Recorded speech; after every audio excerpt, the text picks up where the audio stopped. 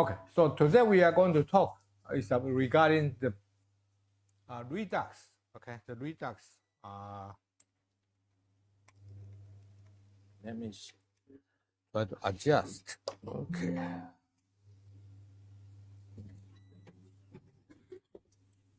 Oh.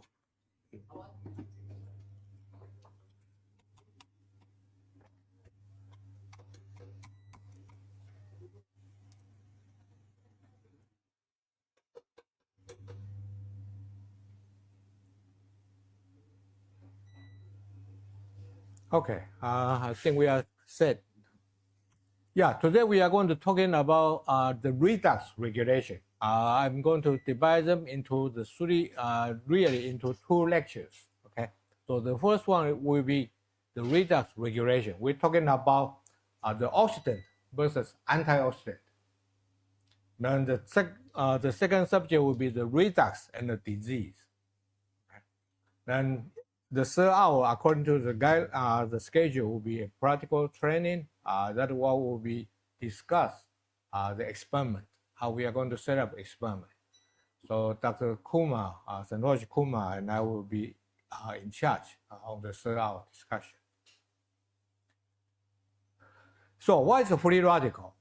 So a very simple definition is a highly reactive and unstable molecule.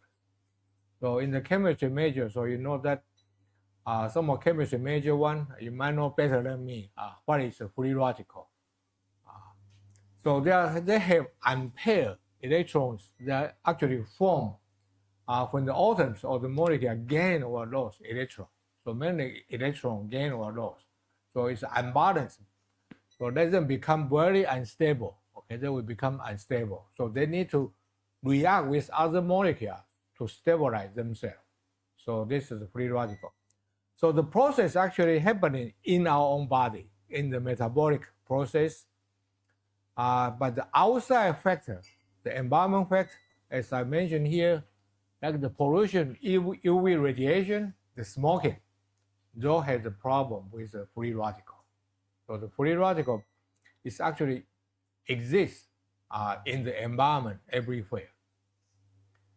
So the first report, as I can find from all the literature, is the oxygen toxicity was first reported in the lab animal way back in 1878. So this is also what yesterday we were talking about. At the 1870s, there is no instrument. How can we see, how can we detect the oxygen toxicity?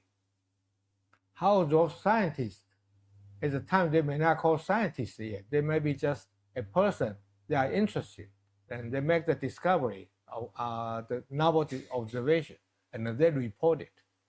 Okay, so it was first described in the 1878 and was established until 1899. So that's what I mentioned to you yesterday. For try to be on the candidate or Nobel Prize, it got to be on the top three, but not the number 4, because they will lose the eligibility. Nobel Prize only award to 3%. Okay, so this is a guideline. Yeah. So the first experiment actually demonstrated the free radical was in 1894. So first described 1878, the experiment 1894, and then finally established, recognized until 5 years later. So the novel discovery always very slow process. It will be tough to be recognized. So in reality, the free radical actually been really generally accepted in the science field. It's a discovery or SOD, superoxide dismutase, in 1969. So actually, it's described here is in 1950s, one of the scientists already proposed free radical involved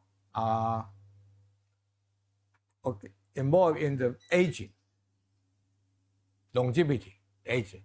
How you can survive is really the free radical issue. So Even we subsoil in general established the concept until 1969. But as scientists, actually, I should say, I'm very proud to say, actually, it's Dr. Harmon, is one of our colleagues. He actually is a faculty member in our department. He proposed the free radical plays an important role in the aging process. So he called the fountain of youth. How can we reduce the free radical? Then we can prolong our lifespan. Okay, so he proposed that way back in 1954, way before you were born. Okay.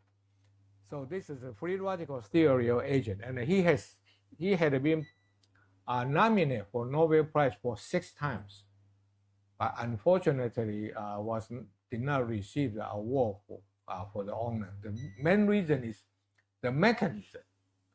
Yeah, for Nobel Prize recipient, usually they are not only make the major discovery, but the committee member also would like to see the possible mechanism. What is the mechanism affect our lifespan? Okay, so if free radical is a longevity protein, not longevity protein, involved in our longevity,